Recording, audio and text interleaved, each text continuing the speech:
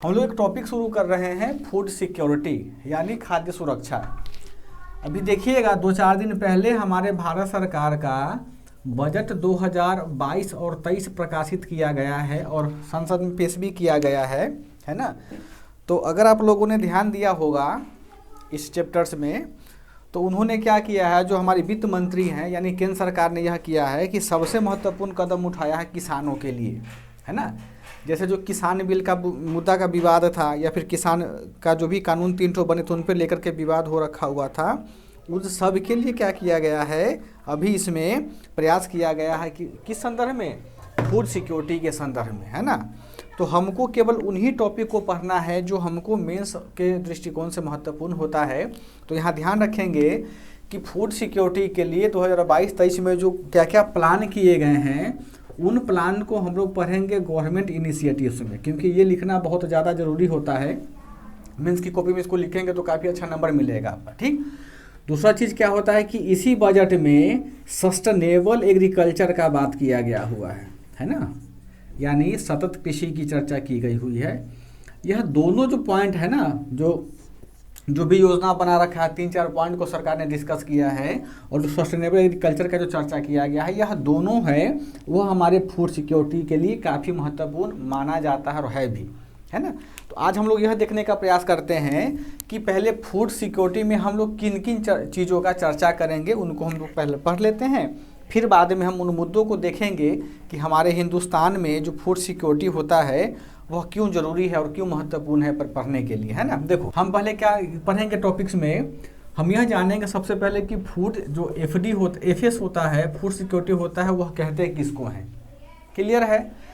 और इसके बाद में क्या है कि कुछ उसमें स्पेशल फैक्ट को हम लोग जानेंगे, स्पेशल फैक्ट्स को, यानी कुछ जो महत्वपूर्ण मुद्दे होते हैं उनको जानना बहुत ज़रूरी है।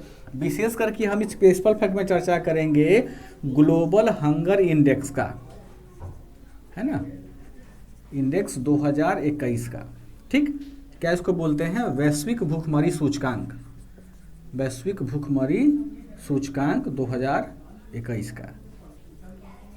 क्योंकि इससे हमको यह पता चलता है कि हमारे भारत में वास्तविक रूप से जो खाद्यान्न सुरक्षा है वह खाद्यान्न सुरक्षा क्यों किया गया हुआ है और सरकार के द्वारा जो प्रयास किए जा रहे हैं वह कहाँ तक सक्षम हो पाया है और कहाँ तक अभी तक सक्सेस हो पाया है ना।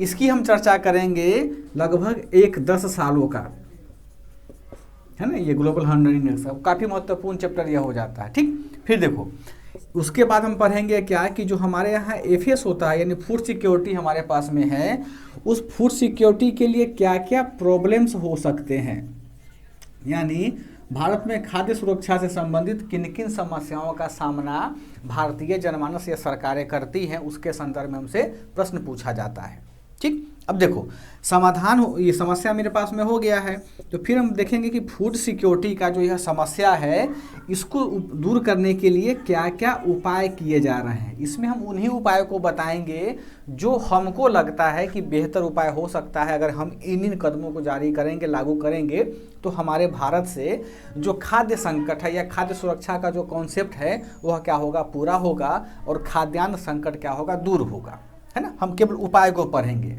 ठीक। देखो उसके बाद हम क्या पढ़ेंगे, इसी फूड सिक्योरिटी के लिए पढ़ेंगे कि फूड सिक्योरिटी खाद्य संरक्षण कह लो, खाद्य सुरक्षा कह लो, इसके लिए गवर्नमेंट जी जो है वो गवर्नमेंट साहब क्या प्रयास कर रहे हैं, उनके क्या क्या पहलू हैं, है ना।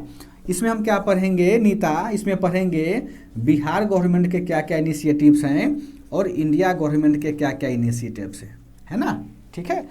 किसी के पास किताब है बिहार नमन वाली, जरा क्वेश्चन हमको सुनाओ तो पढ़ के, फूड सिक्योरिटी का 423 पेज नंबर में दिया हुआ होगा। समझ गए ना कि क्लास किस पे कैसे रन करेगा, है ना। ध्यान रखना कि इन सारे कंसेप्ट को बीपीएससी क्या करता है, इन सारे कंसेप्ट को बिहार के संदर्भ में पूछता है ना। तो हम लोग देखेंगे कि बिहार, देखो फूड सिक्योरिटी जनरली जुड़ा हुआ होता है कृषि से, है ना, कृषि से जुड़ा हुआ था। तो हमको एक काफ़ी महत्वपूर्ण जानना है कि हमारे भारत में, बिहार में कौन सा प्रांत क्या है कि फूड सिक्योर है और कौन सा जो प्रांत है फूड सिक्योर नहीं है ना। किसी के पास क्वेश्चन है तो जरा सुनाओ हमको। है सर, भारत में खाद्य सुरक्षा की आवश्यकता का आलोचनात्मक परीक्षण कीजिए। हाँ, एक मिनट रुक जाओ। कौन से ईयर में पूछा? 2019। देखो बीपीएससी 64। हाँ 2009 जब 64th बीपीएससी हुआ है, उसमें देखो बीपीएससी, सुनो इसका ध्यान से क्या बोलती है, बोलो मिसी। भारत में खाद्य सुरक्षा की आवश्यकताओं का आलोचनात्मक परीक्षण कीजिए। ठीक है, देखो प्रश्न क्या पूछा जा रहा है कि भारत में जो खाद्य सुरक्षा है ना, और इसी को हम लोग संरक्षण भी बोलते हैं, दोनों एक ही नाम है। खाद्य सुरक्षा के आगे क्या आवश्यकता बोली हो ना? यस सर, आवश्यकताओं का। हाँ, आवश्यकता का हमको क्या करना है? आलोचनात्मक परीक्षण। आलोचनात्मक परीक्षण करना आलोचनात्मक। है, परीक्षण करना है। ठीक यस सर। ठीक, एक मिनट रुक जाओ, क्योंकि देखो पढ़ने का तरीका सबसे बेहतर यही होता है कि बीपीएससी ने इन टॉपिक्स पे कैसा प्रश्न पूछा है, उस हिसाब से हम अगर इसको डिस्कस करें तो आपके समझ में आ जाएगा कि हाँ हमको टॉपिक से हम भटक नहीं रहे हैं, है ना। देखो बीपीएससी ने 64th बीपीएससी में क्या प्रश्न पूछा है कि ये खाद्य सुरक्षा है ना, इसको संरक्षण भी कहते हैं। तो खाद्य संरक्षण की आवश्यकताओं पर, यानी अब हमको यह जानना है, आपको जानना पड़ेगा ना जी, कि भारत में खाद्य सुरक्षा की आवश्यकता क्यों पड़ी। नीता ज़्यादा खाना खा ली है, कि वर्षा ज़्यादा खाना खा करके अनाज खत्म कर दी है, कि मिस्सी खाना खा ली है ना। तो ये आवश्यकता क्यों पड़ती है, ये हमसे बीपीएससी पूछ रहा है। ठीक, पहला प्रश्न ये पूछा क्या कि खाद्य सुरक्षा की आवश्यकता क्यों, हमको थोड़ा सा इंट्रोडक्शन से बताना। फिर आगे पूछेगा क्या, इसकी आलोचना। आलोचना का मतलब यह होता है कि यदि सरकार के द्वारा किए गए प्रयास संभव नहीं है, सक्सेस नहीं हो पा रहे हैं, तो किन किन कमियों को आप देखते हैं। यहाँ देखो, यहाँ तो सरकार का प्रयास का चर्चा नहीं कर रहा है, यहाँ यह कह रहा है कि भारत में खाद्य सुरक्षा की आवश्यकता क्यों पड़ी, तो उस क्यों के लिए यह आलोचना हमको यहाँ पर करना है। बात समझ में आया। फिर हमको क्या करना है, परीक्षण करना है। देखो यहाँ क्रिटिकली एग्जामिन, इसका इंग्लिश होता है वर्षा, क्रिटिकली एग्जामिन। इसका मतलब यह हो गया कि आपको ऐसा परीक्षण करना है, आलोचना और समालोचना साथ में, यानी आपको थोड़ी अच्छाई भी बतानी है और थोड़ी बुराई भी बतानी है। तो समझ में आया सारे बच्चों को कि बीपीएससी कैसा टर्म करता है कि खाद्य सुरक्षा की आवश्यकता क्यों, यानी हमारा हिंदुस्तान लगभग इतना 1.25 अरब की आबादी है ना, तो हमारे इतने बड़े हिंदुस्तान में इतनी बड़ी आबादी को क्या सबको भरपेट खाना मिल रहा है, इस पर हमको आवश्यकता पर चर्चा करना है। पहला प्रश्न तो यह पूछ लिया है। दूसरा प्रश्न क्या पूछा है बताओ। कृषि विविधता एवं जैविक कृषि भारत में खाद्य संरक्षण के लिए अच्छे विकल्प है। बिहार के विशेष संदर्भ में इसकी आलोचनात्मक विवेचना करें। कब पूछा है ये? कृषि विविधता 2012 में सर। हाँ ठीक है, हाँ यस सर। कृषि विविधता है ना, यस सर, जैविक कृषि। हाँ, एंड जैविक कृषि, इसको बोलते हैं एग्रीकल्चर डाइवर्सिफिकेशन। लिख लेना वर्ष इंग्लिश में, इसको बोलते हैं, जैविक को क्या बोलते हैं? Organic farming. हाँ, ऑर्गेनिक फार्मिंग। ठीक, पहला क्या है कि कृषि विविधता और जैविक कृषि, आगे क्या बता रहा है? भारत में खाद्य संरक्षण के लिए अच्छे विकल्प है। हाँ, भारत में खाद्य संरक्षण के अच्छे विकल्प, संरक्षण के अच्छे विकल्प, है ना। यानी यह बहुत आसान प्रश्न है, यानी सरकार हमको कह रहा है, बता रहा, हिंट क्या दे रहा है कि हमको इन्हीं 2 पॉइंट को लेकर के आगे बढ़ना है। किसको? पहला है एग्रीकल्चर डाइवर्सिफिकेशन यानी कृषि विविधता, और दूसरा क्या है वर्षा? जैविक कृषि यानी ऑर्गेनिक फार्मिंग। हमको यह बताना है कि भारत में बहुत, देखो समस्या तो बहुत पढ़ेंगे ना हम लोग, लेकिन हमारे पास में उसका उपाय भी बहुत सारे पढ़ेंगे। लेकिन सरकार बता रहा है कि तुमको 2 ही उपाय के लिए जस्टिफिकेशन देना है, यानी तुमको बताना है कि भारत में जो खाद्य संरक्षण होता है या होना चाहिए, उसके लिए केवल और केवल 2 प्रयास, यानी कृषि विविधता और जैविक कृषि ही क्या है महत्वपूर्ण। और इसी के माध्यम से हम क्या कर सकते हैं, अपने बिहार के संदर्भ में या भारत के संदर्भ में क्या कर सकते हैं, फूड सिक्योरिटी के कंसेप्ट को प्राप्त कर सकते हैं, है ना। तो देखो अब इसमें दोनों प्रश्न में हमको निचोड़ क्या आ रहा है, निचोड़ यही आ रहा है क्या कि सबसे पहले हमको समझना पड़ेगा नीता कि फूड सिक्योरिटी होता क्या है ना।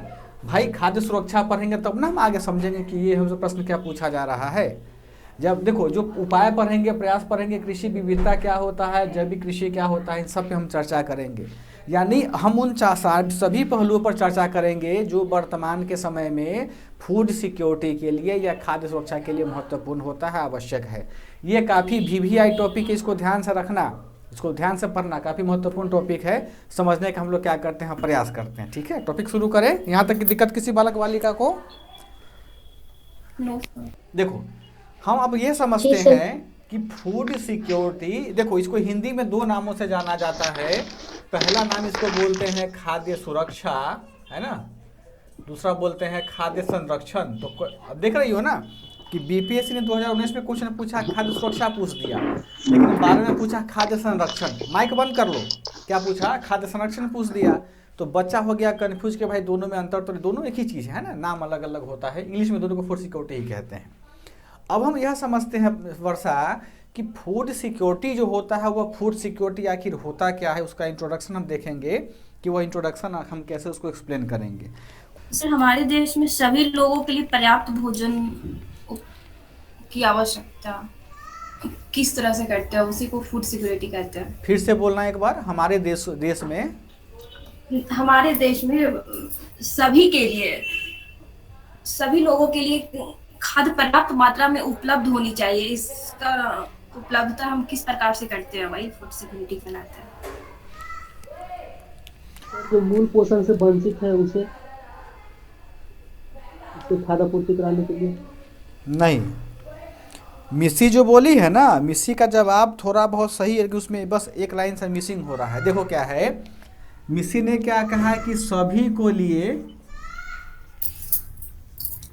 पर्याप्त खाद्यान्न उपलब्धता, यही ना बोली हो मिस्सी? Yes sir.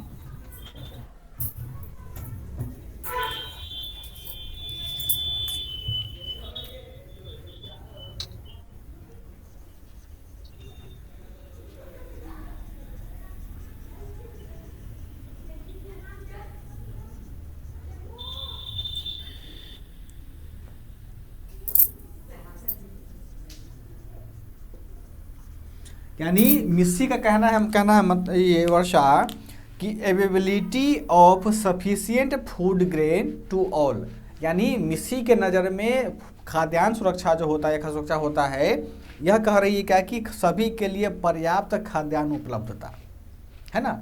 मिस्सी ने क्या किया है, मिस्सी ने सर इसमें बफर स्टॉक ऐड कर सकते हैं ना फूड सिक्योरिटी में? ठीक है।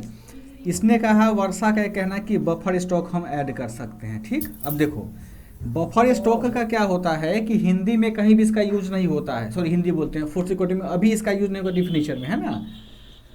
यानी मिस्सी ने एक परिभाषा तो बताया, लेकिन वो अस्पष्ट परिभाषा है। उपलब्धता मतलब क्या? वर्तमान का उपलब्धता, भविष्य का उपलब्धता या भूतकाल का भविष्य तक सर, है ना। तो आप नहीं ना बोली हैं, बस थोड़ा थोड़ा याद आ रहा था सर, चैप्टर पढ़े थे तो थोड़ा थोड़ा याद आ रहा था। देखो क्या है, यही हम लोग गलती करते हैं सामान्यतः, है ना मिशी, कि जो भी चैप्टर पढ़ो तो जो की नोट है उसको की नोट के जरूर से जरूर पढ़ लो।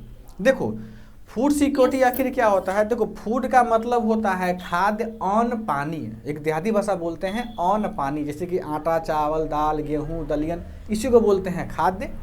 सुरक्षा का मतलब होता है क्या कि हमको प्रोटेक्ट किया। देख रहे हो, जैसे कि कहीं हम बाहर जाते हैं ना बरसात में, तो रेनकोट पहनते हैं। क्यों पहनते हैं? कि बरसात की बूंदें हमारे बदन को गीला ना कर दें, हमें तबीयत नहीं खराब हो जाए। वही कहता है कि यानी हमारे पास अनाज इतना पर्याप्त मात्रा में हो ना कि हमारे पास, हमने क्या किया, रेनकोट ओढ़ लिया, तो हमारे पास अनाज इतना हो ना कि कोरोना का महामारी आए, ज्वालामुखी फूटे, उसके बाद जो भी आपदा आ जाए, हमको उस प्रोटेक्शन पे कोई असर नहीं होगा। यानी मेरे पास क्या होगा, अनाज पर्याप्त मात्रा में रहेगा, तो हमको क्या बोलेंगे, हम अपने आप को फूड सिक्योर पर्सन बोलेंगे। आई बात समझ में? एक बिल्कुल सिंपल सा चीज़ है। यानी हमारे पास में प्राकृतिक आपदा हो या खाद्यान्न संकट हो, जिस भी कारण से हो, कोई फर्क नहीं पड़ता है, हमारे पास आराम से 2 साल 5 साल के लिए पर्याप्त मात्रा में, जो अभी वर्षा बोली ना, बफर स्टॉक हो, तो ऐसे कंडीशन को हम क्या बोलेंगे, खाद्य सुरक्षा बोलेंगे। लेकिन अपूर्ण खाद्यान्न सुरक्षा यह होगा। पूर्ण कब होता है? देखो इस खाद्यान्न सुरक्षा को पूर्ण करने के लिए हम इसके क्या करते हैं, 3 पहलुओं पर चर्चा करते हैं। यानी जो फूड सिक्योरिटी होता है पल्लवी, वह फूड सिक्योरिटी 3 आयामों से मिलकर के बनता है। फिर से समझना, फूड सिक्योरिटी जो होता है वह 3 आयामों से मिलकर के बनता है। उन्हीं तीनों आयामों को WTO ने सम्मिलित करके एक परिभाषा के रूप में उसको क्या कर दिया है, एक्सप्लेन कर दिया है। 1983 में उनके द्वारा क्या किया गया था, डिफिनेशन दे दिया गया था इन्हीं 3 पहलुओं पर। ये हम इसको समझते हैं। देखो, तो फूड सिक्योरिटी का जो सबसे महत्वपूर्ण अंग है और सबसे महत्वपूर्ण कारक है क्या है, वह है खाद्यान्न पदार्थों की उपलब्धता। देखो इसको समझते हैं क्या है, खाद्य पदार्थों की उपलब्धता।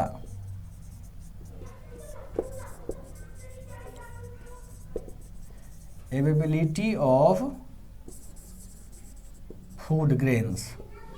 ठीक, बड़ा सुंदर सा वो चीज है कि खाद्य पदार्थों की उपलब्धता, यानी फूड सिक्योरिटी हम वैसे स्थिति को कहेंगे, वैसी अवस्था को कहेंगे जब समाज के प्रत्येक नागरिक के प्रत्येक के लिए, समाज में जितने भी नागरिक हैं यानी प्रत्येक परिवार के प्रत्येक व्यक्ति के लिए, चाहे वो व्यक्ति बच्चा हो या व्यक्ति क्या हो, बुजुर्ग हो।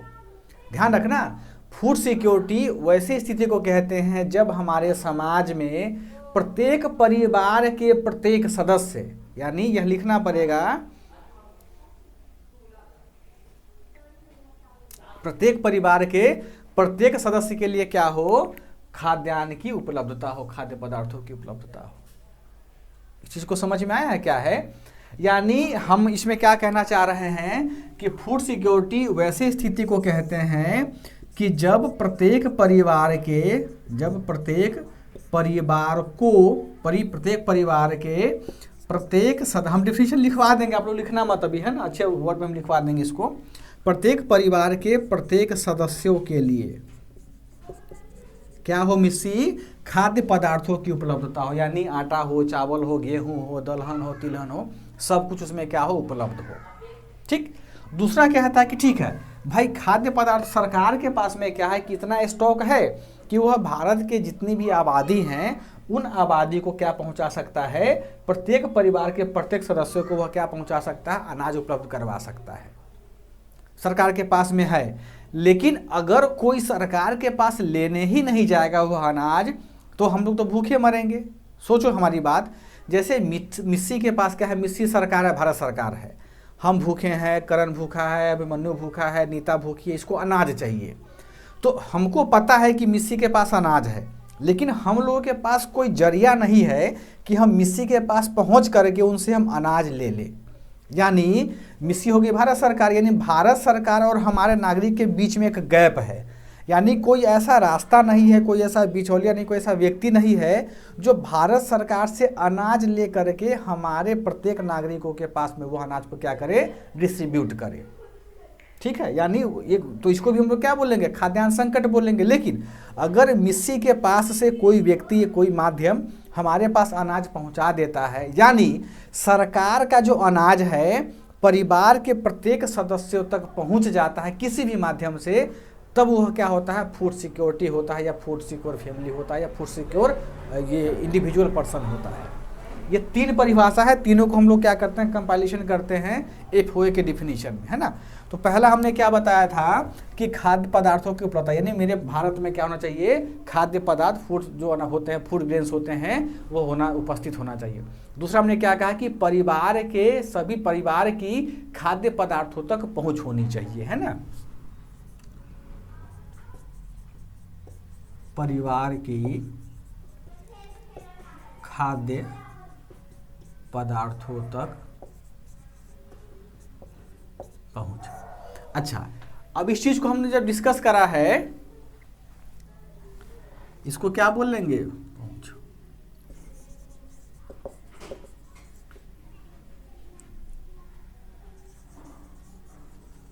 अच्छा, ये जो डिफाइन किए हैं, ये समझ में आया है?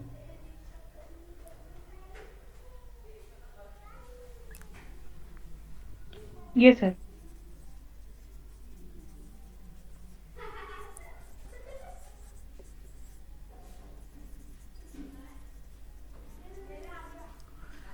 ये 2 चीज़ तो हम समझ गए कि हमारे पास अनाज की उपलब्धता होनी चाहिए सरकार के पास जो बफर स्टॉक है, जो अनाज है, वो प्रत्येक नागरिकों के पास क्या होना चाहिए, डिस्ट्रीब्यूट होना चाहिए। ठीक, ये दो चीज़ें मिलकर के क्या बनता है, फूड सिक्योरिटी बनता है। लेकिन इसमें एक और चीज़ जुड़ेगा जिसको मिस्सी ने मिस कर दिया। मिस्सी ने इन्हीं दोनों चीज़ों को क्या किया है, केवल इन्हीं दोनों चीज़ों को अपने भाषा में लिख दिया है। लेकिन जब तक हम एक वर्ड को नहीं जोड़ेंगे तब तक यह डिफिनीशन भी अधूरा रहेगा, तब तक हमारा क्या हो जाएगा, यह परिभाषा भी अधूरा रह जाएगा। यानी जो हमारे पास खाद्य पदार्थ है, जो हमारे पास खाद्य पदार्थ है, उसकी उपलब्धता भविष्य में भी लंबे समय तक बनी रहे, है ना। यानी यहाँ पर क्या कह सकते हैं कि खाद्य पदार्थों की उपलब्धता, खाद्य पदार्थों की उपलब्धता भविष्य में, यानी अगर यहीं पर क्या बोल देती मसी कि खाद्यान्न उपलब्धता भविष्य में भी बना रहे, तब इसका परिभाषा सही हो जाता है ना। इसलिए नंबर इसका काट लेते हैं। खाद्य पदार्थों की उपलब्धता भविष्य में भी यथावत बनी रहे, है ना। ठीक है, इसको इंग्लिश में लिख लो, ये वर्षा, availability and access, availability and access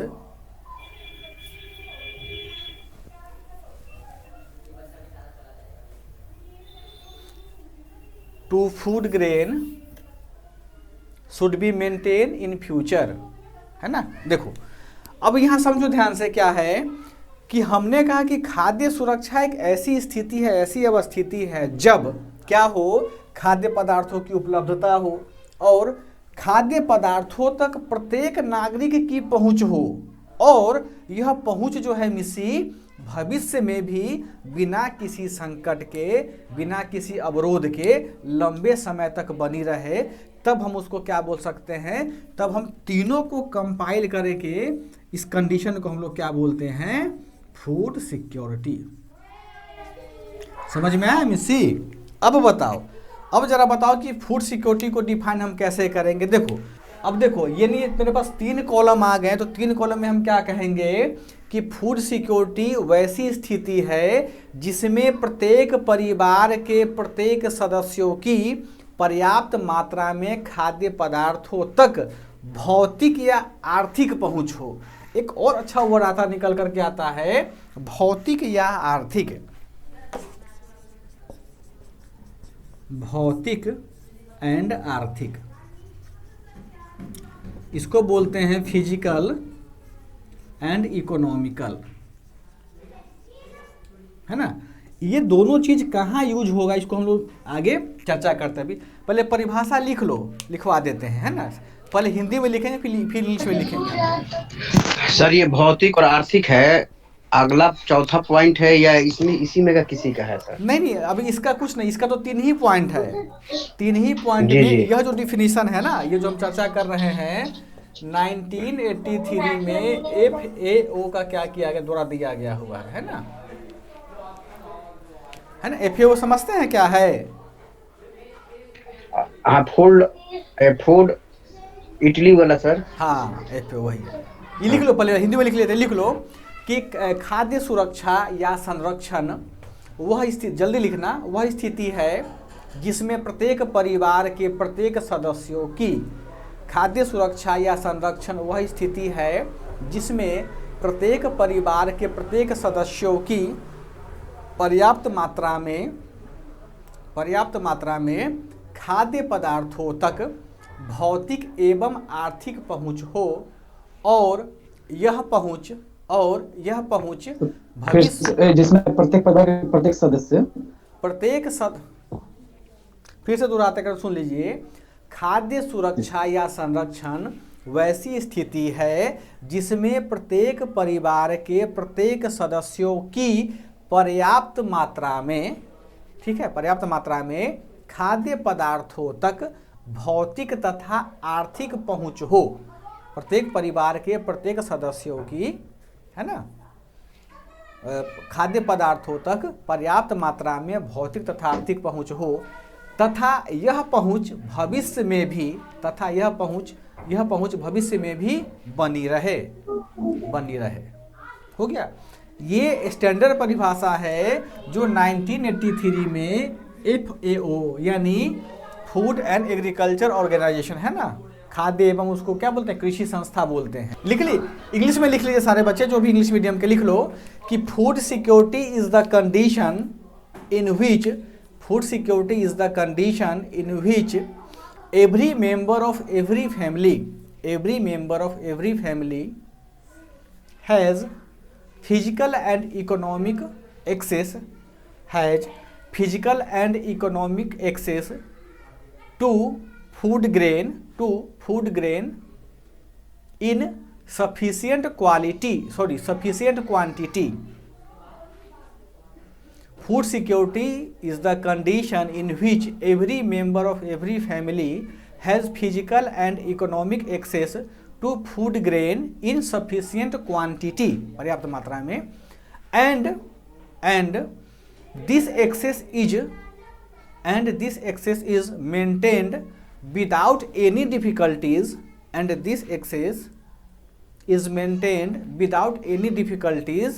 in the future also. लिख लिए हैं। देखो ये हमारा क्या हो गया, ये हमारा डिफिनीशन हो गया जो हम लोगों ने खाद्य सुरक्षा के संदर्भ में जानने का क्या किया, प्रयास किया, समझा है। यही परिभाषा आपके पास में है। देखो कितना महत्वपूर्ण चीज़ है ना, कि जैसे मान के चलो कि अगर हम पूछें कि क्या आप लोग खाद्य सुरक्षित परिवार हैं, क्या आप लोग व्यक्तिगत रूप से खाद्य सुरक्षित है, तो बोल दोगे कि हाँ हम हैं। क्यों हम हैं? क्योंकि आपको सुबह देखिए दिलीप जी को नाश्ता मिलता है, दोपहर को लंच मिलता है, शाम को भूजा फाँकते हैं, रात को डिनर करते हैं, दूध भी मिलता है दिलीप कुमार को, यानी दिलीप कुमार क्या है, फूड सिक्योर है। यहाँ जितने भी बच्चे हैं वो सब फूड सिक्योर होगा। लेकिन हमारे यह FAO के अनुसार हमारे विश्व में 86 करोड़ से अधिक जनसंख्या, यानी 1 अरब मान के चलो, कुल जनसंख्या अगर पूरे हम हिंदुस्तान का, भारत का, विश्व का देखेंगे कितना है, लगभग 7 या 7 अरब है ना। सोच लो नीता कि 7.5 अरब में से लगभग 1 अरब की आबादी जो है वह क्या करती है, रात को भूखे पेट सोती है। यानी आप लोग कभी भूखे पेट सोए हुए है रात को, है ना, नींद नहीं होता है भूखे पेट से, है ना। तो अब सोचो कि जब विश्व में इतनी समस्या है फूड सिक्योरिटी का, यानी लोगों के पास अनाज नहीं मिल पा रहा है, तो हमारे हिंदुस्तान में कितनी समस्या होगी फूड सिक्योरिटी का, है ना। बात समझ में आया? देखो अब हम ये समझते कि डाटा हमने बता दिया क्या, कि जब पूरे विश्व में जो लगभग 7 अरब 8 अरब की आबादी है पूरे विश्व का, उसमें से लगभग 86 करोड़, हम 1 अरब मान लेते हैं, 86 या 1 अरब आबादी क्या है। देखो 1 अरब का मतलब यह हो गया क्या, कि प्रत्येक 7 में से 1 व्यक्ति ऐसे हैं, यही ना हुआ जी। 7 अरब हम पूरा विश्व की आबादी मान लेते हैं, 1 अरब भूखा मान लेते हैं, यानी प्रत्येक 7 में से 1 व्यक्ति ऐसा है वर्षा, जिसको कि रात में खाना नहीं मिलता है, जिसके पास पैसा नहीं है कि वो जाकर के मार्केट से क्या करते, एक्सेस कर ले। एक हमने एक वर्ड लिखा है ना, भी जो हम बोलने के बाद में डिस्कस करेंगे, हमने लिखवाया है कि फिजिकल एंड इकोनॉमिकल एक्सेस। ठीक, देखो कहने का मतलब यह है कि भारत सरकार है ना, सबको महीना में 35 किलो अनाज देता है ना जी, 2 रुपये प्रति किलोग्राम के दर से गेहूं देता है, 3 रुपये के हिसाब से चावल देता है ना जी, यानी उतना आप लाइए पूरा परिवार को खाइए। लेकिन सोचो हमारे पास 2 रुपया होगा तब ना हम अनाज खरीदेंगे, हमारे पास 3 रुपया होगा तब ना हम क्या खरीदेंगे, सरसों का तेल या चावल खरीदेंगे। यानी सरकार ने उसको एक मिनिमम दाम तय कर दिया है कि इतना दाम में हम तुमको चावल और गेहूँ देंगे। लेकिन हमारे पास क्या है, इकोनॉमिकल एक्सेस नहीं है कि हम पैसे से वो अनाज को, क्योंकि सरकार फ्री में नहीं देती है। PTS प्रणाली जो होता है ना, उसमें सरकार क्या करता है कि कभी आपदा आया तो अब तो फ्री में देता है, लेकिन वो पैसा लेकर अनाज देता है। यानी आपको प्रत्येक परिवार 5 रुपया खर्च करोगी तब जाके तुमको 1 किलो गेहूँ, 1 किलो तुमको क्या मिलेगा, चावल मिलेगा। यानी इसी को बोलते हैं इकोनॉमिकल एक्सेस। तो ज़रा सोचो कि हमारे हिंदुस्तान में बहुत सारे लोग ऐसे हैं जिनके पास वास्तव में 5 रुपया भी नहीं होता कि जाके वो सरकार का अनाज खरीदे, यानी वह क्या होगा, उनके पास इकोनॉमिकल एक्सेस नहीं होता है। अब आते हैं फिजिकल एक्सेस क्या होता है।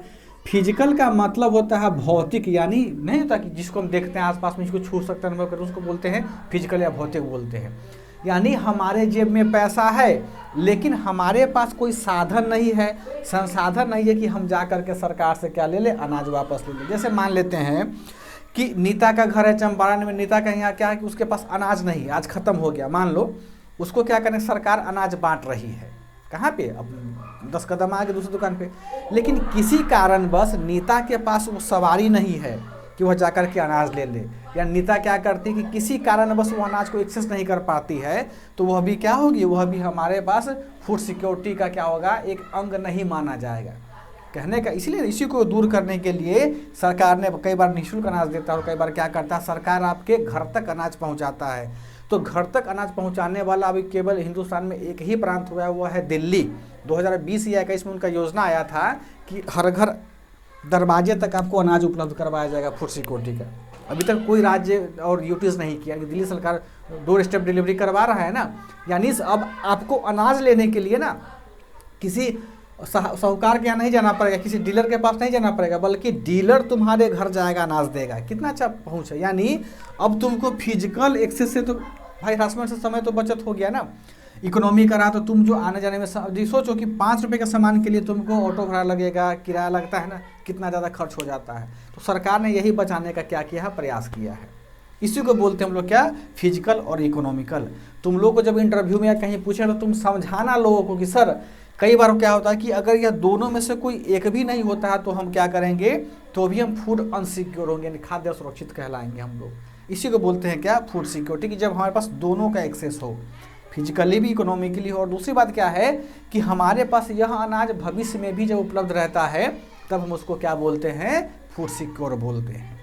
देखो ठीक, अब देखो ये फूड सिक्योरिटी जो टर्म है वह जुड़ा हुआ है किससे, एग्रीकल्चर से। भाई खाना है तो खाना हमको कौन देता है, एग्रीकल्चर देता है ना, यानी जो फूड सिक्योरिटी है वह किसी से जुड़ा हुआ है, एग्रीकल्चर से, यानी कृषि से जुड़ा हुआ है। ठीक, देखो कृषि जुड़ा, यानी हमारे कहने का यह मतलब हुआ कि हमारे भारत में इतना अधिक पैदावार हो जाना चाहिए जिससे कि भारत में जितनी भी आबादियां रहती हैं उनका भरपेट भरण पोषण हो जाए।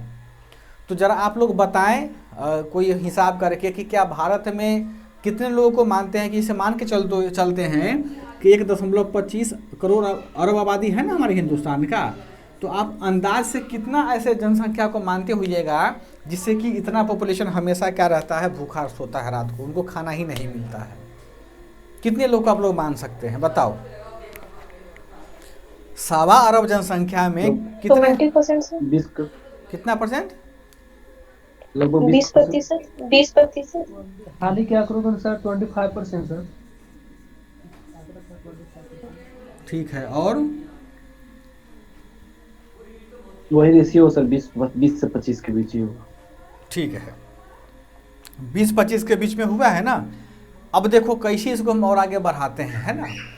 ये आप बोल दिए ना कि 20 से 25%, यहाँ आंकड़ा 25% तुम बोले हो नीतीश, कहाँ से भारत में है। ठीक है, कहाँ से पढ़े हो ये डाटा, पहले डिस्क्रिप्टिव में कुछ, हाँ ठीक है समझ गए, यानी तुमने पढ़ा होगा भारत सरकार का डाटा, ये ना पढ़ा होगा जी, ठीक ठीक, हाँ डाटा पढ़ लेते हैं। अब जरा सोचो कि हमने कहा था ना कि सरकार का रिपोर्ट जो कई बार होता है ना, अंतर्राष्ट्रीय संस्था के बीच में रिपोर्ट जो प्रकाशित होती है, दोनों में बहुत द्वंद्व होता है, झगड़ा होता है। यानी हमारे देश में अगर केवल 25% क्या होता है, भूखमरी होगी, या 25% लोग क्या होता है, भूखे सोते होंगे, या 25% लोगों के पास खाद्यान्न नहीं पहुंच पाता होगा, तो हम ग्लोबल हंगर इंडेक्स में बहुत ऊपर के रैंक के होते, यानी हमारे यहाँ कम भूखमरी होती। लेकिन जरा बताओ कि हमारे पास 2021 के ग्लोबल हंगर इंडेक्स में हमारा रैंक क्या है, 101। यानी यह डाटा गड़बड़ है, समझे नीतीश। सरकार तो बोल ही देता है ना, सरकार बोला कि हम ये खत्म है। देखो ये भी हमारे पास में ग्लोबल हंगर इंडेक्स जो जारी किया गया हुआ है 2021, इसको मेंशन करना अपनी मेंस की कॉपी में। 2021 में भारत का जो रैंक है वह 101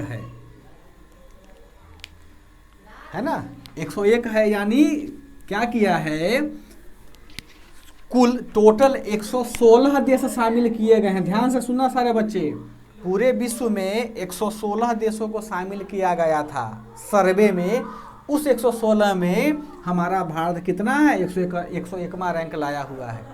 यानी हम लोग किसको गाली देते हैं, पाकिस्तान को गाली देते हैं, नेपाल को गाली देते हैं, बांग्लादेश को गाली देते हैं, म्यांमार को गाली देते हैं ना जी।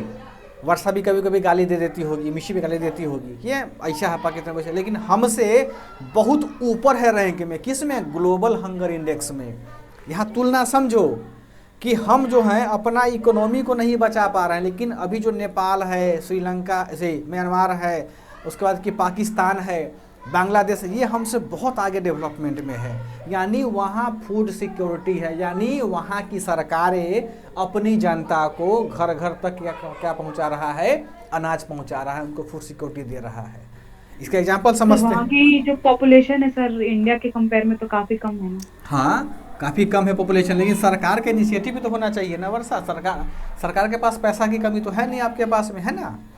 देखो वो ठीक है कि पॉपुलेशन कम है या, लेकिन सरकार यही ना जो अंतर्राष्ट्रीय संगठन है वही ना मानता है कि भारत से बहुत ही अच्छी स्थिति किसकी है? हमारा पड़ोसी देशों का है ना। देखो कुछ नेबर कंट्री का यहाँ पर ध्यान से देखो।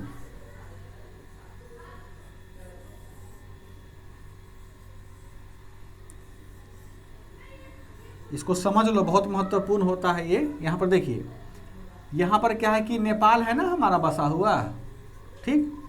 यहाँ देखो, ये वाला इलाका हमारा हो गया बांग्लादेश, ये वाला इलाका हमारा हो गया म्यांमार, ये इलाका हमारा हो गया पाकिस्तान। वर्षा तो बहुत बोल दी फटाक से कि भारत का 101 हो गया। बताओ तो वर्षा, नेपाल का कितना है? म्यांमार का कितना है? यह नेपाल का जो रैंक है वह 76 है, बांग्लादेश का रैंक 6। दोनों का जो पोजीशन है ना, दोनों का पोजीशन बहुत सेम पे आया हुआ है। म्यांमार का पोजीशन 71 है और हमारा पाकिस्तान का पोजीशन देखिएगा तो यह 92 पे है, यानी पाकिस्तान में थोड़ी भूखमरी है। अब देखो, कई बार भूखमरी को पॉपुलेशन से जोड़ के देखा जाता है, सही भी है, देखना भी चाहिए।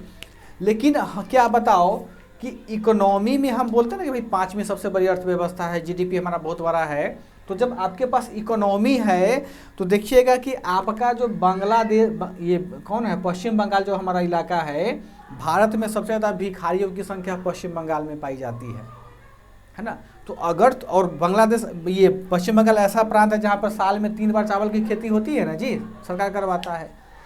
इसका मतलब कि तुम्हारे यहाँ खेती तो हो रहा है, लेकिन तुम्हारा जो नागरिक लोग हैं उस नागरिक तक क्या हो रहा है दिलीप? अनाज का फिजिकल और इकोनॉमिकल एक्सेस नहीं हो पा रहा है। यानी वहाँ के जो रहने वाले लोग हैं उनको अनाज तक ना तो वो पैसा से पहुँच पा रहे हैं, ना तो वो भौतिक रूप से पहुँच पा रहे हैं। कितनी बड़ी समस्या है। फिर देखो, हमारे बिहार की चर्चा थोड़ा करते हैं तो देखिएगा कि बिहार में एक डाटा प्रकाशित किया जाता है हर प्रत्येक साल। बिहार में सबसे ज़्यादा कुपोषित बच्चा तुमको मिलेगा यही उत्तरी बिहार में, उत्तर बिहार में, है ना। कभी देखिए हो कि जो दक्षिण बिहार में कुपोषित बच्चा तुमको मिलेगा, लेकिन यहाँ पर कम मिलता है। अधिकांश कुपोषित बच्चा तुमको यहीं पर मिलता है। आगे हम लोग पढ़ेंगे कि जो ग्लोबल हंगर इंडेक्स जो है वह 4 प्रकार से नापा जाता है, उसके 4 पैमाने होते हैं। उन 4 में एक है कि चाइल्ड स्टैंडिंग, उसको बोलते हैं। पहला एक प्रकार होता है कि चाइल्ड स्टैंडिंग। इसका मतलब होता है, स्टैंडिंग एक ऐसी अवस्था होती है साइंस में कि जब किसी बच्चे का जो आकार होता है ना उसके वजन से बहुत बड़ा होता है, नहीं तो पूरा हड्डी दिख रहा है, शरीर का ढांचा दिख रहा है, उसको बोलते हैं चाइल्ड स्टैंडिंग। तो हमारे सर इसमें लंबाई बढ़ती है बस, और बाकी शरीर में मतलब मालन्यूट्राइज्ड होता है। हाँ, मालन्यूट्राइज्ड होता है, केवल लंबाई बढ़ जाएगा और शरीर रहता ही नहीं है उनके पास में। तो हमारे जो बिहार में देखोगी, किशनगंज से उठा करके चले और पश्चिम चंपारण तक, प्रत्येक प्रांत में तुमको चाइल्ड स्टैंडिंग का मामला मिलेगा। जबकि ये कैसा इलाका है नीता, यहाँ पर एग्रीकल्चर बहुत होता है। यानी यही समस्या यही आ रही कि घर के लोग ही, जहाँ घर में उत्पादन होता है, घर के लोग ही भूखे हैं और बाहर का क्या पेट भर रहा है। लेकिन तुमको दक्षिण बिहार में ये समस्या नहीं मिलेगी। बात समझ में आया? ये चीज़ को समझो कि हमारे यहाँ कहीं ना कहीं कुछ कमी है ना जी, एग्रीकल्चर मेथड में, एग्रीकल्चर मार्केटिंग में कहीं ना कहीं कमी है। सरकार का जो पॉलिसी मेकिंग उसमें कहीं ना कहीं कमी है। अगर हमारे पास सरकार मजबूत होता, सरकार का बिल पावर अच्छा होता, हमारा एग्रीकल्चर मार्केट अच्छा होता, एग्रीकल्चर रिफॉर्म हम करते, कृषि सुधार हम करते, तो हम अपने बिहार में जो चाइल्ड न्यूट्रिशन, माल न्यूट्रिशन उसको हम दूर कर देते, डेथ रेट है उसको हम दूर कर देते। हम नहीं कर पा रहे हैं। ठीक, खैर चलो, कि यह रिपोर्ट जो दर्शाता है ग्लोबल 100 इंडेक्स में, यह जो काफ़ी है, देखिएगा कि इसमें बताया गया कि भारत का स्थान क्या है, 101वां है। यानी विश्व में देखोगे कि विश्व में सबसे ज़्यादा भूखमरी यहाँ भारत में बताई गई हुई है, कुछ अफ्रीकन कॉन्टिनेंट को छोड़ करके। यानी इसकी स्थिति कैसी बताई है, गंभीर बताया गया है WTO के द्वारा। यानी भारत में जो भूखमरी है बहुत गंभीर। अभी हम वर्ड यूज किए हैं भूखमरी, तो भूखमरी किससे जुड़ा हुआ है, खाद्य सुरक्षा से। भाई हम भूखमरी यही तब ना होता है कि जब हमारा पेट नहीं भरता है, जब हमको पेट भरेगा तो भूखमरी क्यों होंगे। यानी WTO का कहना है कि तुम किस लिए अपने आप को क्या बोल रहे हो, क्या बोल रहे हो, अपने आप को बोलते हो कि हम बहुत बड़ी इकोनॉमी वाले, हम एग्रीकल्चर ये प्रधान प्राइम कंट्री हैं, स्टेट हैं, तो तुम अपने नागरिकों को क्यों नहीं खाना पहुंचा रहे हो। और सबसे मज़ेदार बात है कि जब से मोदी सरकार आई है, ये लिखा हुआ है बुक में, उनका रिपोर्ट का हम चर्चा बताते हैं, 2014 के बाद से ना, अभी 2022 एक आ गया, 22 का तो डाटा नहीं पता क्या है, 21 का, 2014 से 21 तक का जो कितना 7 साल होता है, इन 7 सालों में बहुत लंबा छलांग लगाया है ग्लोबल 100 इंडेक्स में। यानी हमारे भारत में जब से ये मोदी सरकार आई है ना, तब से ये भूखमरी क्या हो गया है, उसका ग्राफ बढ़ा है ना। देखो ये क्या दर्शाता है, ये दर्शाता है कि हमारे यहाँ जो सरकारी तंत्र है और जो मशीनरीज लगी हुई है फूड सिक्योरिटी देने में, वह कहीं ना कहीं क्या किया है, कमी किया है। देखो हमने क्या कहा है कि 2014 से इनका हमेशा स्कोप बढ़ा है। अब यहाँ पर एक चीज़ समझेंगे हम लोग कि वर्षा का शिकायत था कि सर हमारा देश का पॉपुलेशन भी तो अधिक है ना। हमने कहा कि मोदी गवर्नमेंट जब से आई है तब से मोदी जी भाषण देते ना कि भाई सबको हम अनाज देंगे। यहाँ देखो कितना मज़ेदार डाटा हम पेश करेंगे आपको कि 2014 में क्या था कि ग्लोबल GHI में, यानी ग्लोबल 100 इंडेक्स में क्या हमारा रैंक था, 2014 में था रैंक हमारा 55। देख रही हो ना वर्षा, आपके जो मोदी सरकार जिसको तुमने वोट दिया है, कितना विकास किया है कि हमारा रैंक कितना है, क्या है, 101वां हो गया हुआ है। 2014 में 70 कंट्री हो, 70 हो 50 हो, जितना भी कंट्री हो ना, हमको उससे बस नहीं है दिलीप, हमको बस ये है कि रैंक, अगर तुम अपने आप को बोलते हो कि हम फूड सिक्योर कंट्री हैं, तो तुम 1 से लेकर के 10 तक लाओ ना रैंक भाई, तब ना बोलेंगे तुम फूड सिक्योर कंट्री हो। बात समझ में आया। अगर हम 70 कंट्री मान लेते हैं, 70 में तुमको 55 रैंक आता तो 15 ही देश तुमसे पीछे है ना जी, समझे दिलीप। अभी हमारे पास कितना 116 देश है, अभी भी तो 15 देश तुमसे पीछे हैं। यानी चीज़ पहले भी उतना ही था, चीज़ अभी भी उतना ही है। जैसे जैसे हम डेवलपमेंट किए, सरकार डेवलपमेंट किया हुआ है, तब से देख रहे हैं कि ग्रोथ हमारा, इसका ग्राफ क्या हो गया, पहले क्या था इतना था, सीधे ग्राफ इसका हाई हो गया है GHI का। यानी यह ग्राफ क्या दर्शाता है वर्षा, जो इंक्रीजिंग है GHI में, कि हमारे यहाँ वास्तव में खाद्यान्न का संकट है। यानी हम अपने जनसंख्या के प्रत्येक लोगों को खाद्यान्न उपलब्ध नहीं करवा पा रहे हैं। जैसे नीतीश कुमार ने बोला है, क्या नीतीश कुमार मुख्यमंत्री ना, ये स्टूडेंट है, वो बोला कि 25% हमारे यहाँ क्या है, ऐसे लोग जिनको भी खाना नहीं मिल पाता है ना। उन्होंने सही बात बोला है। लेकिन जरा सोचो कि सरकार का जो सेंसस है, सरकार की जो जनगणना 2011 है, उसमें क्या कहा गया है कि लगभग 36% ऐसी आबादी है हमारे पूरे पॉपुलेशन का, जो क्या है कि जो BPL से भी नीचे है, यानी बिलो पॉवर्टी लाइन है। यानी सरकार क्या मान रही है, सरकार यह मान रही है मिस्सी कि 36% लोग वास्तव में क्या है कि गंभीर, वो क्या है कि निश्चित रूप से उनके पास खाद्यान्न का संकट है, तब ना उनको गरीबी रेखा से नीचे रखा गया हुआ है जी। यानी अब तो तुम यहाँ डाटा, तुम्हारा जनसंख्या रिपोर्ट बोल रहा है कि तुम्हारे यहाँ 100 में से 36 लोग क्या भूखमरी का शिकार है, और तुम एक और डाटा प्रकाशित करते हो, उसमें बताते हो 25% का। मामला तो कहीं ना कहीं गड़बड़ है ना जी। कहने का यह मतलब हुआ कि यदि हम निष्पक्ष रूप से देखें तो हमारे हिंदुस्तान में प्रत्येक 100 में से लगभग 45 या 50 के बीच में ऐसी जनसंख्या है जो रात को भूखे सोता है। एक वक्त का खाना मिलता है, रात को खाना नहीं खाता है। कुछ लोग डाइटिंग करते हैं और कुछ लोग को खाना नहीं मिल पाता है। बात समझ में आया। ये चीज़ें जो है, ये चीज़ें हमको क्या करना है, दूर करना पड़ेगा। अभी देखिएगा 4 दिन पहले राहुल गांधी ने संसद में भाषण दिया, बहुत अच्छा उनका स्टेटमेंट था कि हम भारत को 2 भागों में बांट रहे हैं, है ना, एक अमीरों का भारत, एक गरीबों का भारत। यानी अंतर बहुत बढ़ता चला जा रहा है। देखें 4 दिन पहले ही अब कौन एक नाम है गुजरात का, अडानी साहब पूरा एशिया का बड़े अमीर आदमी बन गया पूरे भारत का। अंबानी को पीछे छोड़ दिया है। Yes sir. है ना, पढ़े है ना। यानी अब देख रहे हो कि जबकि वो क्या बोलता था 20 साल पहले साइकिल पर अपना कुछ कुछ बेचता था वो गौतम अदानी साहब, लेकिन 20 साल में देख रहे हो कितना खाई बढ़ गया है हमारे यहाँ। ये डाटा कहीं कहीं सरकार जो प्रकाशित करता है कहीं कहीं उसमें गड़बड़ी है। तो हमारा जो WTO है या FAO है, ये तो भाई अंतर्राष्ट्रीय संस्था ही, तो तुम्हारा पिताजी का थोड़ी सुनेगा, भारत सरकार का अपना सर्वे करते हैं। तो उनका कहना है कि तुम्हारे हिंदुस्तान में 40 से 45% ऐसी आबादी है जो रात को भूखे सोता है और उनको खाना नहीं मिलता है। अगर एग्जाम्पल देखना हो तो कभी दिल्ली में रात में निकलो, रोड पे देखिएगा लोग गरीब से क्या रोड पे ही सोए रखे हुए हैं।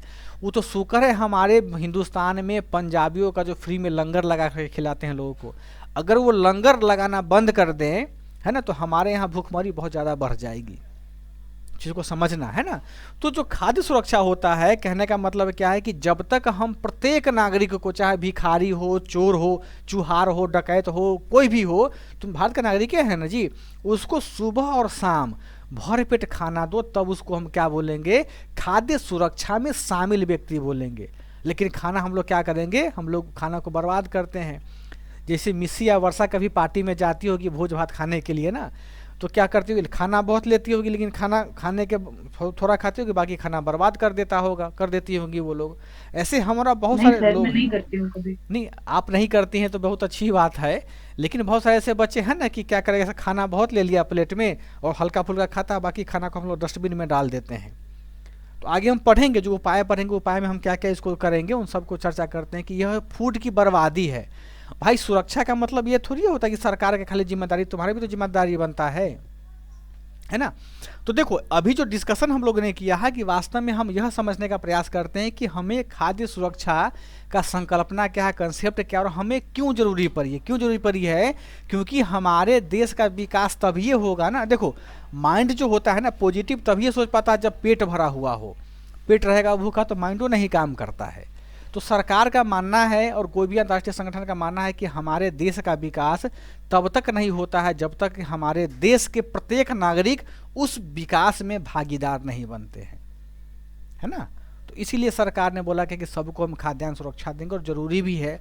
और अभी कोविड के समय में तो और ज़्यादा महत्वपूर्ण यह हो गया है ना। तो अब हम क्या समझते हैं कि अब हम प्रश्न जहाँ से पूछता है वहाँ पे सीधा जंप करते हैं कि खाद्य सुरक्षा के क्या क्या कारण है, क्या क्या समस्या हो सकते हैं, है ना, और इनके उपाय क्या क्या है। यहाँ तक समझ में आया है। ये बताओ कि यहाँ तक किसी को दिक्कत है, किसी बालक बालिका को? नहीं सर।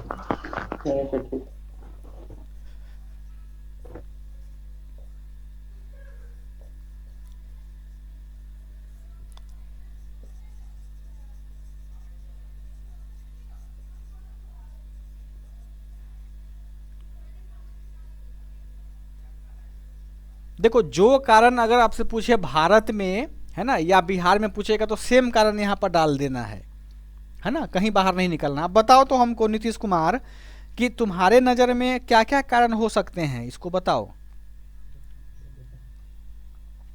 जनसंख्या वृद्धि है। अरे तुम जनसंख्या पे क्या चले जाते हो जी, जनसंख्या के अलावा बहुत सारे कारण है ना। गरीबी भी हो सकती है, जनसंख्या वृद्धि। हाँ जल्दी से बोलो सब बच्चे, 5-5 मिनट बोलो। तो सर क्वेश्चन एक बार फिर से बोला जाए। क्वेश्चन कहे हैं कि भारत में खाद्य सुरक्षा से जुड़ी क्या क्या समस्याएं हैं, उस पर थोड़ा चर्चा करके बताइए हमको आप, है ना।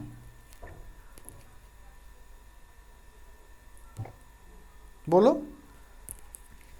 समस्या सर पर्यावरण से भी संबंधित समस्या हो सकता है सर। जलवायु परिवर्तन सर, आर्थिक कारण भी होगा सर का। जलवायु परिवर्तन सर, ठीक है।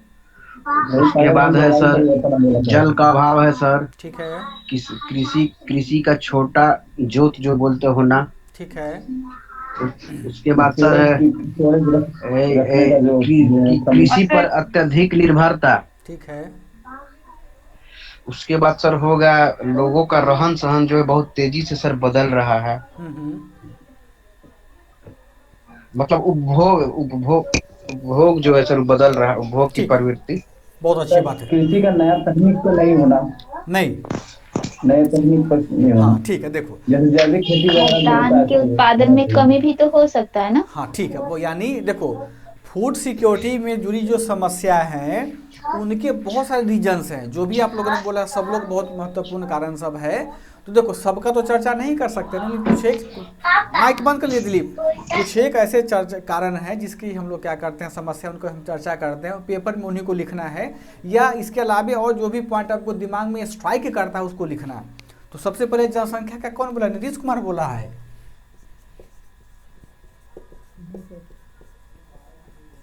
देखो यानी सबसे पहले हम क्या देखेंगे, जनसंख्या का वृद्धि देखेंगे। सबसे पहले देखो हमारे पास में क्या है, समझते हैं इसको कैसे लिखेंगे कि हमारे पास में जोतों का आकार, कृषि करने की भूमि सीमित है और वो सिमट भी रही है ना, धीरे धीरे देख रहे हो कि कृषि करने का ये भूमि सिमट रहा है, लेकिन जनसंख्या जो है जनसंख्या बढ़ता जा रहा है ना। यानी जनसंख्या का दबाव कृषि पर अधिक है और प्रत्येक जनसंख्या को कृषि अनाज नहीं उपलब्ध करवा पाएगा। तो जब प्रत्येक जनसंख्या को कृषि अनाज नहीं देगा तो उसके सामने क्या आएगा, खाना नहीं खाएगा तो भूखमरी होगा, और भूखमरी होगा तो खाद्य सुरक्षा का समस्या में आएगा ना। तो सबसे महत्वपूर्ण क्या होता है कि जिस प्रकार से हमारा जनसंख्या बढ़ रहा है लेकिन कृषि योग्य भूमि सीमित है, तो सीमित भूमि में हम लोग सीमित संसाधन, सीमित हम लोग क्या कर सकते हैं, अनाज ही उत्पादन कर सकते हैं। तो नतीजा यह होता है कि हम बढ़ी हुई जनसंख्या को या बढ़ी हुई आबादी को इस पर्याप्त समय में अनाज उपलब्ध नहीं करवा पाते हैं, सक्षम नहीं होते हैं। और क्यों नहीं हो पाते, क्योंकि देखो कृषि का पिछड़ापन है, कृषि में वित्त का अभाव ही नहीं, वो जो किस मुद्दा से जुड़ जाएगा, कृषि की समस्या से जुड़ जाएगा। तो इसमें इन्हीं पॉइंट को लिखना है। क्या लिखेंगे हम लोग इसमें कि भारत में खाद्य सुरक्षा की समस्या का सबसे प्रमुख और महत्वपूर्ण कारण क्या है, जनसंख्या वृद्धि। तो क्या बताएंगे इसमें कि भारत की जनसंख्या वृद्धि बहुत तेजी से बढ़ रही है, उस हिसाब से हमारा क्या हो रहा है कि खाद्यान्न में उत्पादन नहीं बढ़ पा रहा है। नतीजा क्या होता है, नतीजा यह होता है कि हम प्रत्येक नागरिकों को अनाज उपलब्ध नहीं करवा पा रहे हैं। हो गया बात, समझ में आया। देखो इसका थोड़ा सा कुछ डाटा पे काम कर लेते हैं कि 1947 और 2000 हमारा 21 दिसंबर तक का हम चर्चा कर लेते हैं। देखिएगा कि फूड ये क्या नाम है उनका, FAO ने सबका अपना हर राष्ट्र का डाटा रखता है। तो उन्होंने कहा है उनके अनुसार में कि 1947 में जो भारत में खेती हुआ करता था, ध्यान रखिएगा कि 1937 में जो 1947 में जो भारत का जनसंख्या था, वो भारत की जनसंख्या कितना था, लगभग 37.5 करोड़ यह पॉपुलेशन था हमारा। बात समझ में आया। और दिसंबर 2021 के आसपास में हमारा जो पॉपुलेशन था, ये 16 दिसंबर तक का डाटा हम बता रहे हैं आपको कि 16 दिसंबर 2021 का जो डाटा है हमारा पॉपुलेशन हो गया है, वह हो गया है लगभग 139.3 करोड़। यानी हम कितने, लगभग 1 अरब 40 करोड़ के आसपास में है। यहाँ देखो वर्षा कि 1947 से हम लोगों ने क्या किया है, अपने पॉपुलेशन को बढ़ाया है। अगर परसेंट निकले तो कितना निकलेगा, ये लगभग 375% की वृद्धि हुई है। समझो फिर से सारे बच्चे, जनसंख्या वृद्धि का खाद्य सुरक्षा से कैसा संबंध होता है, उस संबंध को हम बता रहे हैं आपको कि 1947 में जब हम आज़ाद हुए थे, हमारे पास कितना जनसंख्या था, 37.6 करोड़ जनसंख्या, ये पॉपुलेशन था। अभी कितना है नीता, वो लगभग 1 अरब 40 करोड़ की जनसंख्या, यानी हमारा पॉपुलेशन कितना परसेंट से बढ़ा है, 370 पौने 400% के हिसाब से बढ़ा है। ये तो जनसंख्या का हो गया। अब हम देखते हैं क्या कि 1947 में ही क्या था, खाद्यान्न का उत्पादन कितना हो रहा था, खाद्यान्न उत्पादन प्रति हेक्टेयर। क्योंकि आप लोगों के मन में होगा ना भाई कि उस समय मेरे पास तकनीक नहीं था, ट्रैक्टर नहीं था, ट्रॉली नहीं था, रोटावेटर नहीं था, तो ठीक है नहीं था तो उसका चर्चा कर लेते हैं। तो 1947 में जो हमारा खाद्यान्न का उत्पादन किया जाता था, वह किया जाता था 6 क्विंटल प्रति हेक्टेयर। यानी 1 हेक्टेयर में केवल और केवल कितना उत्पादन होता था वर्षा, 6 कुंटल अनाज उपजता था। चाहे चावल रोपो, गेहूं रोपो, धान रोपो, जो भी तुमको रोपना है रोपो, ठीक। और दिसंबर 2021 का जो देखिएगा डाटा, यह डाटा तो भाई इकोनॉमिक सर्वे में भी प्रकाशित किया जाता है कि अभी हम तकनीक का यूज कर रहे हैं। मेरे पास ग्रीन रिवॉल्यूशन हुआ है करण, हमारे पास फर्टिलाइज़र है, मेरे पास इरिगेशन का सिस्टम है ना, पूरा एग्रीकल्चर का डेवलपमेंट है। तो हम क्या किए हैं केवल और केवल 70 क्विंटल प्रति हेक्टेयर क्या किए हैं, अपना उत्पादन बढ़ा पाए हैं। अब देखो तो नीता यह कितना हो जाता है, 10 छक 60, 11 छक 66, 12 छक 72, लगभग ये कितना होता है 120% के आसपास में आएगा ये, है ना। 12 छक 72, 119 होगा ये, है ना। 119% के हिसाब से बढ़ा है। कब? 1947 से लेकर के 2021 तक का। अब आप लोग हमको बताइए तो कि पॉपुलेशन तो मिसी बढ़ गया 450 के हिसाब से, लेकिन जब हमारा उत्पादन कितना बढ़ा है 119% के हिसाब से। तो कहीं ना कहीं यह डाटा हमको क्या बतलाता है, यह डाटा हमको यह बतलाता है कि हम वास्तव में अभी भी बहुत पीछे हैं। किस में? हम अपने जनसंख्या को अनाज उपलब्ध नहीं करवाने में, है ना। इसका 2 उपाय है। देखो पहला उपाय क्या हो सकता है कि ये तो भाई सीमित है ना, 70 कुंटल होगा तो भाई 10 कुंटल और बढ़ा दो, लेकिन जनसंख्या तो रुकवे नहीं कर रहा है, जनसंख्या तो बहुत ज़्यादा बढ़ ही रहा है। इस पर सरकार जब तक अंकुश नहीं लगाए तब तक डेवलपमेंट तो खत्म ही समझो मामले को। तो इस डाटा को तुमको मेंशन करना है कॉपी में, तब आपकी कॉपी दूसरे बच्चों से सुंदर होगा। बात समझ में आया? एक बार और बता दीजिए ना सर, मतलब एक बार और बोल दीजिए ना जो डेटा है। ठीक है, देखो हमने पहला जवाब दिया है क्या कि भारत में जो खाद्य सुरक्षा की जो सबसे बड़ी समस्या है, उसमें सबसे बड़ा समस्या क्या है कि जनसंख्या का वृद्धि। यानी हमारे पास में इतना अनाज नहीं है करण वर्षा कि हम अपने बढ़े हुए पॉपुलेशन को अनाज उपलब्ध करवा पाए। हमने कथन दे दिया, लेकिन उसको प्रूव कैसे करेंगे? तो सामने में डाटा है क्या, देखो 1947 से लेकर के 2021 तक का हम डाटा आपको बता रहे हैं कि 1947 में हम जब आज़ाद हुए तब हमारी जनसंख्या थी पूरे भारत की 37.6 करोड़। बात समझ में आया? उस समय में केवल इंडिया का, पाकिस्तान का नहीं इंक्लूड किए हैं।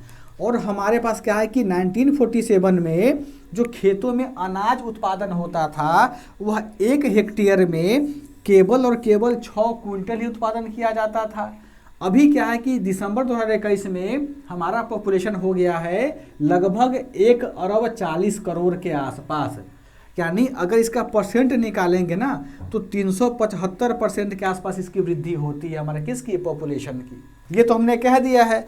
अब हमने क्या कहा कि 2021 में हमने एग्रीकल्चर में डेवलपमेंट किया। भाई मेरे पास ये क्या है कि मेरे पास ग्रीन रिवॉल्यूशन है, मेरे पास खाद है, फर्टिलाइज़र है, मेरे पास इरिगेशन सिस्टम है, हमारे पास की बहुत बढ़िया मेंटेनेंस है, हाउस बना हुआ है, अनाज रखने का भंडारण है। सब कुछ करने के बाद हम 70 क्विंटल प्रति हेक्टेयर उत्पादन कर रहे हैं। यानी पॉपुलेशन में जो वृद्धि हुआ है वो हुआ है 450%, और अनाज में कितना हुआ है, केवल और केवल 179% वृद्धि हुआ है। यानी अगर हमारा पॉपुलेशन बढ़ा है ना तो हमको इसके हिसाब से भाई 375% बढ़ना चाहिए।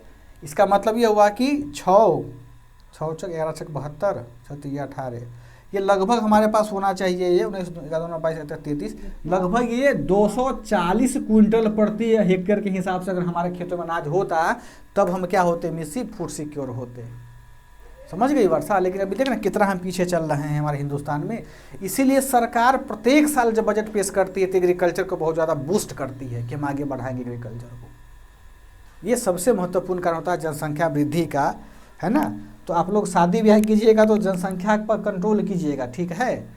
लिमिट संतान उत्पत्ति ही करना है सब लोगों को, ताकि पॉपुलेशन में ज़्यादा योगदान नहीं दे बढ़ने में, क्योंकि सबकी जिम्मेदारी बनती है ना देश के विकास के लिए, राज्य के विकास के लिए। चलो, हालांकि ये कंट्रोल नहीं होगा क्योंकि भारत का क्लाइमेट ऐसा है ना कि संतान तो बढ़ता ही रहेगा, वो नहीं रुकने वाला है वो। ये समझ में आ गया वर्षा? कोई दिक्कत नहीं सर।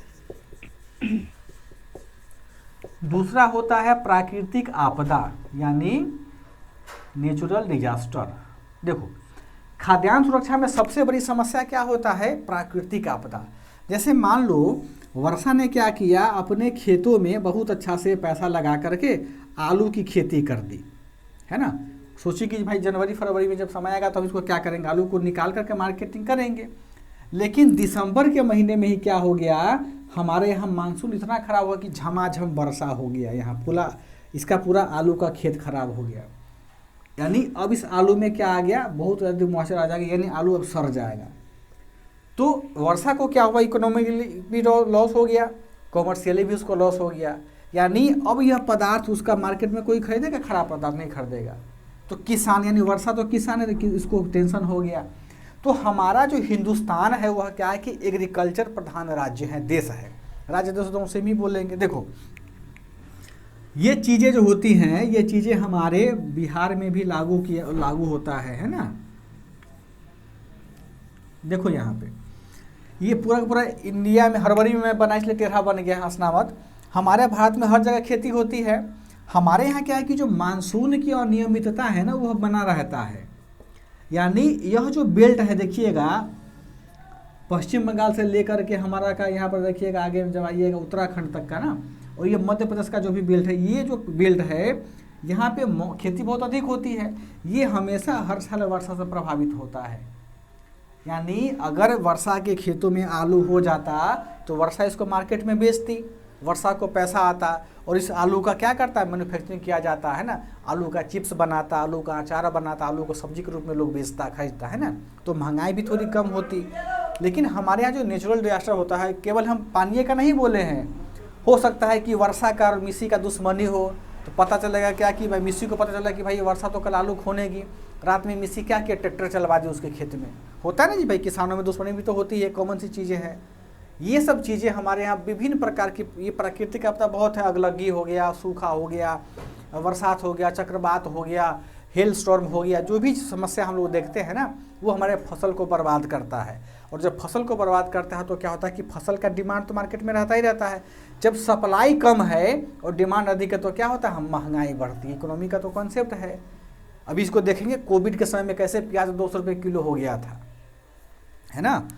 तो वहाँ बक्सर में तो लोग ट्रेनें को लूट लिया था, वहाँ पे जा रहा था ट्रेन प्याज लेकर के वहाँ से नासिक से यहाँ पटना के लिए, तब है ना, तो भी लूटे थे। ये प्रभात, देखो दो चीज़ तो समझ गए, पॉपुलेशन का हो गया, ये हो गया। अब क्या हो देख सकते हैं, फसलों की क्षति। ये एक बहुत अच्छा कंसेप्ट होता है क्या कि हमारे पास में जो कंसेप्ट है फसलों की क्षति, यानी डैमेज ऑफ क्रॉप्स। देखो डैमेज ऑफ क्रॉप्स जो होता है इसको दो भागों में कह सकते हैं ना। एक डैमेज ऑफ क्रॉप्स कब होता है, मैनेजमेंट स्तर पर, यानी प्रबंधन के स्तर पर, ठीक। और दूसरा डैमेज कब होता है, इनफील्ड। इनफील्ड का मतलब हो गया खेतों में, ठीक। हमारे हिंदुस्तान में सबको आवाज आ रही है ना, सारे बच्चों को? जी सर। जी। हमारे हिंदुस्तान में क्या है, फसलों की जो क्षति होती है ना, वो प्राकृतिक आपदा तो करता ही करता है, साथ साथ में खेतों में भी हमारे फसल की क्षति होती है, और हमारे प्रबंधन में भी कहीं ना कुछ कमी रह जाती है, वह भी हमारे फसल को क्या करता है, क्षति पहुंचाता है, चाहे वो हमारे हिंदुस्तान में हो या फिर हमारे बिहार में हो, है ना। देखो थोड़ा सा एग्जाम्पल समझते हैं कि मैनेजमेंट का स्तर पर क्या होगा। देखो जैसे कि क्या किया नीता ने यहाँ पर, इस नीता का चंपारण में यहाँ पर क्या गन्ना अधिक होता है, करण नीता का गन्ना का वहाँ बागीचा है, खेत है बहुत बड़ा।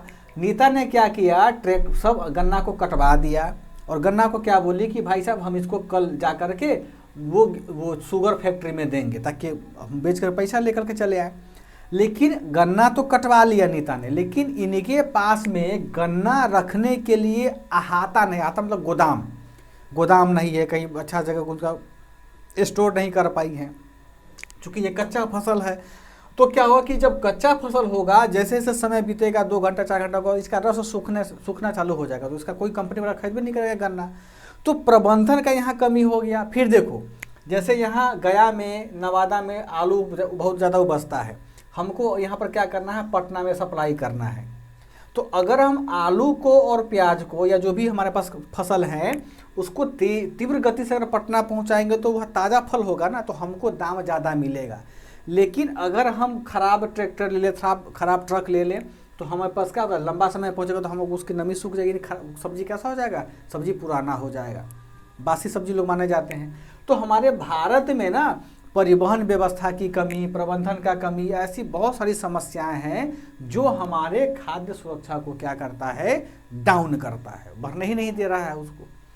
इसको आप लोगों ने पढ़ा होगा कृषि में क्या क्या समस्या है हमारे बिहार में। सब समस्या जो होता है वो प्रबंधन के स्तर पर होता है। दूसरा आता है क्या कि खेतों में, देखो खेतों में पता नहीं, जैसे कि गन्ना लगा हुआ है, यहाँ पूरा पूरा क्या लगा हुआ है, यहाँ पर चावल की खेती, धान की खेती हो गई है, और खेतों में क्या पता चला कि कोई ये कीड़ा मकोड़ा लग गया किसी अनाज में, गेहूं में, तो कीड़ा उसको खा गया। जैसे अभी 2020 या 21 के प्रारंभ में देखे होइएगा कि पाकिस्तान से ना एक टिड्डा प्रजाति आया था हमारे पंजाब में, है ना, देखे होइएगा कि पंजाब के गेहूं का खेत लगा, पूरा पूरा गेहूं का पत्ता ही खा गया। ऐसे ऐसे कीड़े लोग होते हैं। यानी पंजाब की इकोनॉमी तो एग्रीकल्चर की इकोनॉमी है, हरियाणा की इकोनॉमी एग्रीकल्चर की इकोनॉमी है, अगर उत्तरी हरियाणा की बात कर ले तो सबको टिड्डा ने ख़त्म कर दिया। यानी उसका खेत में फसल लगा हुआ है, खेतों में ही वह ख़त्म हो गया। तो प्रबंधन जो फसल की क्षति होती है वह दोनों स्तर पर होता है, और दोनों स्तर हमको क्या पहुंचाता है, क्षति पहुंचाता है। किसमें? खाद्य सुरक्षा के कंसेप्ट में, उसको पूरा नहीं करने देता है। बात समझ में आया? तो इसको भी हम लोग क्या करेंगे, लिख लेंगे। ये हमको दोनों के लिए एप्लीकेबल होता है, बिहार के लिए भी और हमारे भारत के लिए भी एप्लीकेबल होता है ना। फिर देखो अगला क्या कह सकते हैं बिहार में और ये भारत में क्या क्या कमी हो सकती है कि फसल संग्रहण की कमी, फसल संग्रहण की कमी, है ना। फसल संग्रहण का यह मतलब होता है कि यदि हम इसको अच्छे से कलेक्ट नहीं कर पाए हैं, यानी इसको बोलते हैं क्या कि लैक ऑफ क्रॉप कलेक्शन, है ना। मतलब क्या कि हमारे पास फसल है, हमने संग्रहित कर लिया, लेकिन उसको हम ढंग से क्या किए हैं, कलेक्ट नहीं कर पाए हैं, ढंग से उसका बोरी में नहीं बांधे हैं। किस फसल को कितना टेम्परेचर में रखना है, मेरे पास यह भी उपाय नहीं है। किस फसल को कहाँ रखना है, सूखी भूमि में रखना है कि धूप में रखना है कि छाँव में रखना है, हमको ये भी नहीं पता है, किसान को नहीं पता होता है। अब देखिएगा कि कभी रेलवे स्टेशन पर जाइएगा जहाँ गोदाम घर होता है, हमारे पास अनाज, अंगूर हो गया, प्याज हो गया, टमाटर हो गया, आलू हो गया, धान हो गया, चावल हो गया, गेहूं हो गया, जो भी फसल होते हैं सरकार का, देखिएगा खुला मैदान में ही छोड़ देगा, ऊपर से तिरपाल डाल देगा। यानी बरसात में अगर तो पूरा अनाज तो ख़त्म हो जाता है। और हमारे भारत में अनाजों की काला बाजारी बहुत अधिक हो रही है, तो लोगों को कहाँ से मिलेगा अनाज, लोगों को कहाँ से फूड सिक्योरिटी मिलेगा। बात समझ में आया? तो जो फसल संग्रहण की जो कमी होती है या उचित भंडारण का हमारे पास अभाव होता है, ये सभी कारण क्या होते हैं, हमारे यहाँ खाद्य सुरक्षा से जुड़े हुए होते हैं। फिर देखो, फिर हमारे पास एक और कॉलम आता है निर्धनता का, यानी पोवर्टी का। यानी लोग हमारे पास क्या है, भारत में गरीब लोग हैं, तो गरीबों के पास में इतना पैसा नहीं होता है कि वह क्या करे, वह अनाज खरीद पाए। किससे? ये दुकानों से। गरीबी है तो इतना पैसा नहीं कि सरकार का भी अनाज खरीद पाए। बहुत सारे कंसेप्ट है ना, बहुत सारे समस्याएं भी हमारे पास में हो रही हैं। फिर देखो कृषि का पिछड़ापन है, बैकवर्डनेस ऑफ एग्रीकल्चर है। जो भी कारण आपको लिखना हो, व्यापारिक कृषि का विपणन है, बढ़ावा है, जो भी आप कह लो, सब कारण किससे जुड़ा हुआ होता है, कृषि की समस्या से होता है जुड़ा हुआ। बात समझ में आया? तो इसके अलावा जो भी और पॉइंट्स होंगे, आप उन पॉइंट्स को इसमें क्या करना, जोड़ लेना। नीता तुम लॉग आउट हो जाओ, फिर लॉग इन कर लेना, है ना, नेटवर्क तुम्हारा नहीं हो रहा है। सर, हाँ सर बोलो, सुन रहे हैं। 8 बजने में 5 मिनट कम है। अच्छा ठीक है। अच्छा नीता हाथ उठा करके बोलती है। ये समझ में आया है? इसमें क्या करना है कि कुछ और इसमें कॉलम्स लिख लेना, ठीक। कुछ और पॉइंट्स जोड़ लोगे ना इसमें, ये बताओ कि नहीं जोड़ पाओगे? जोड़ लेंगे। ऐसे सब आप ब्रीफ कर दीजिए ना, बाद में जोड़ लेंगे। अरे कृषि का पिछड़ापन हो गया, ऐसे नॉर्मली। हाँ, कृषि का पिछड़ापन हो गया, फसलों का अनुचित भंडारण हो गया, फसलों का अनुचित विपणन हो गया, खाद्यान्नों की कालाबाजारी हो गई, खाद्यान्नों का अनुचित बफर स्टॉक हो गया। बहुत सारे रीजंस है ना, उसको पढ़िएगा, बुक्स में बहुत सारे कॉलम्स आपको मिल जाएंगे इसके। कृषि की समस्या में भी तो यही सब पढ़े थे। हाँ, वही चीज लिखना है यहाँ पर। देखो खाद्य सुरक्षा वास्तव में संकल्पना है, कंसेप्ट है। बात समझ में? उसी को हमको पूरा करने का क्या करना, प्रयास करना है, ठीक है। अब हम ये समस्या तो मेरे पास में आ गया है, कल की क्लास में हम लोग देखेंगे कि इसकी समस्या से जुड़े हुए क्या क्या उपाय हो सकते हैं, यानी हम जो समस्या मेरे पास में है उनको हम कैसे दूर करेंगे, उपाय उनका क्या क्या हो सकता है। फिर कल हम सरकारी प्रयास करके इस टॉपिक को ख़त्म कर देंगे, कल ख़त्म हो जाएगा आपका, है ना।